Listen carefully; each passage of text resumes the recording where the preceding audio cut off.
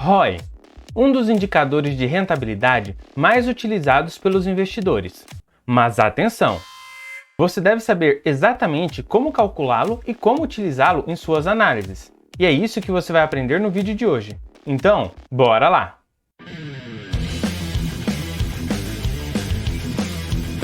Fala galera, sejam todos muito bem-vindos ao Clube Small Cap. Meu nome é Leonardo Araújo e no vídeo de hoje nós vamos aprender um pouco mais sobre o ROI. Bem, e o seu significado é Return on Equity, ou em português, retorno sobre o patrimônio líquido. E para que você aprenda de uma forma prática como calcular o ROI, vamos utilizar aqui um cenário. Vamos imaginar um empresário na qual ele tem uma ideia de abrir uma pizzaria. Então, inicialmente, esse é só uma ideia. Para isso, ele precisa de dinheiro, de capital. Neste caso, esse empresário possuía 30 mil reais. Então, o que ele fez? Abriu a sua empresa. Desta forma, o capital social do sócio, ou seja, desse empresário, é de 30 mil reais e isso foi alocado em caixa. Ou seja, o seu ativo circulante fica de 30 mil reais e o seu patrimônio também de 30 mil reais. Só que mesmo com esse aporte de 30 mil, não era o suficiente para começar a sua pizzaria. Então ele recorreu ao banco, fazendo um empréstimo de 10 mil reais.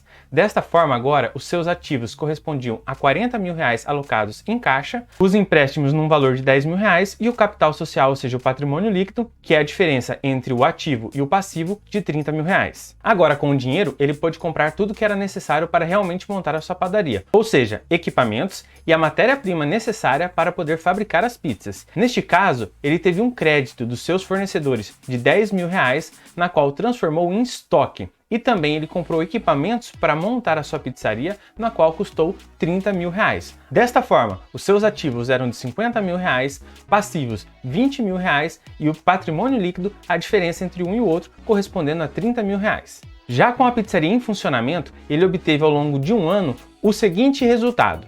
Uma receita total de R$ 57.500, essa é a sua receita líquida. Porém, ele teve um custo para produzir essas pizzas, e os custos dos produtos foram de R$ 30 mil. Assim, o resultado bruto dele foi de R$ 27.500. Entretanto, também teve despesas com vendas gerais e administrativas, onde entram aluguéis e salários do pessoal da administração, de RH, enfim. Neste caso, despesas com vendas foram R$ 10 mil e despesas gerais e administrativas R$ 10 mil também. Fazendo a dedução, ou seja, a redução, nós tivemos aqui o resultado operacional antes dos impostos de R$ 7.500. E deste resultado, ele ainda deduziu o imposto de renda para a pessoa jurídica e a contribuição social sobre o lucro líquido, na qual o resultante foi de R$ 1.500. Assim, o resultado líquido, ou seja, o lucro líquido, foi de apenas R$ 6 mil ao longo desse ano, nesse nosso cenário hipotético. Com esse cenário em vista, vem a pergunta: como efetivamente calcular o ROI? O ROI é a divisão do lucro líquido pelo patrimônio líquido naquele período analisado. Então, o lucro líquido nos últimos 12 meses e o patrimônio líquido calculado no início desse período. Você também pode utilizar o patrimônio líquido do período atual ou então a média dos últimos 4 trimestres. Nesse exemplo, o ROI fica da seguinte forma: foram R$ 6 mil de lucro líquido apresentado nos últimos 12 meses. A gente utiliza esse valor de R$ 6 mil. Agora a gente faz a divisão pelo patrimônio líquido, que como apresentado no início foi de R$ 30 mil, aquele capital inicial do aporte deste nosso empresário. Então eu faço a divisão de 6 mil por 30 mil. O resultante eu multiplico por 100 para achar em porcentagem, neste caso um ROI de 20%. Agora que você aprendeu como calcular o ROI, é interessante a gente saber como utilizá-lo da forma correta. Um ROI alto pode ajudar a identificar empresas com uma gestão mais eficiente. Afinal de contas, conseguem gerar um lucro com uma estrutura um pouco mais enxuta. Mas então, qual seria o ROI ideal?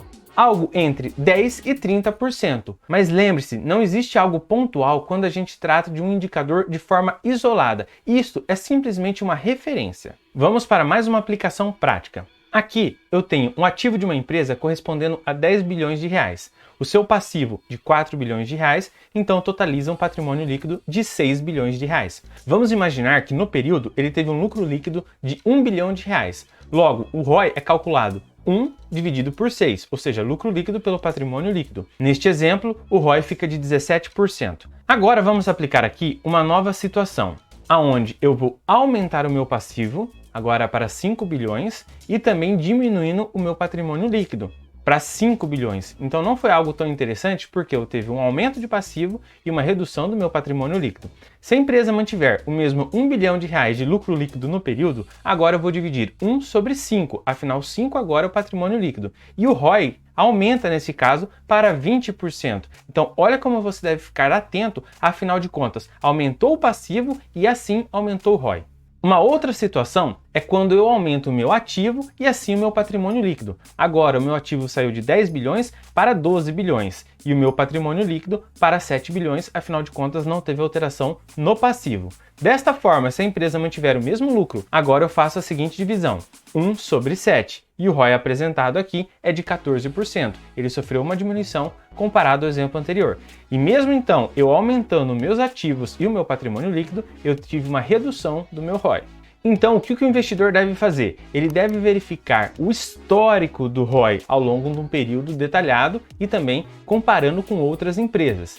Uma variação considerável do ROI ao longo desse período estudado mostra que a empresa tem lucros sazonais ou instáveis. Agora, olha esse exemplo do Itaú, onde de 2015 a 2019 ele foi aumentando o seu patrimônio líquido e mesmo assim ele conseguiu manter o ROI em 19% e até mesmo aumentar para 20% no ano de 2019. É isso que buscamos, empresas que vêm aumentando o seu patrimônio líquido ao longo do tempo, mantendo ou também aumentando o seu ROI.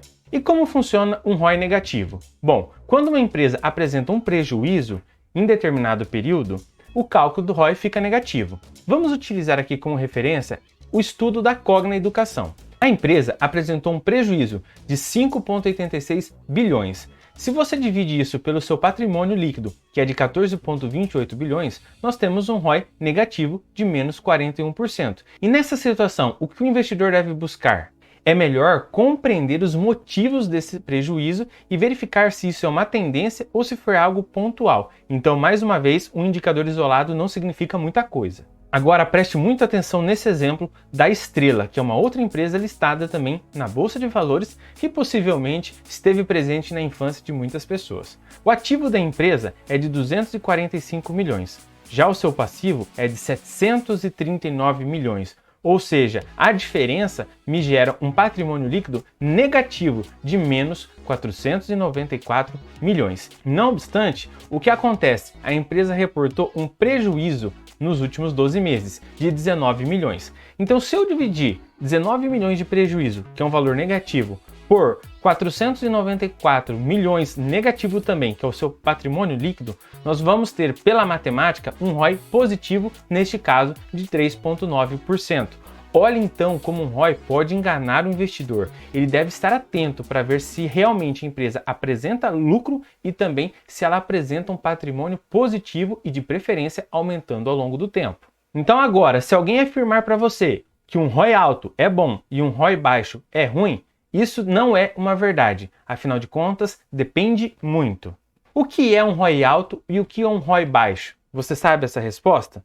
Possivelmente isso varia, porque não existem números absolutos. O que você tem que fazer é comparar. Então sempre compare o ROI histórico da empresa e também o ROI com outras empresas do mesmo setor para ter maior assertividade na escolha das empresas. Espero que esse vídeo tenha sido útil para você. E se você gostou desse conteúdo, dê o seu like. Ah, e não se esqueça de se inscrever aqui no nosso canal e fazer parte do Clube Small Cap. E nos vemos em mais estudos. Até mais, galera!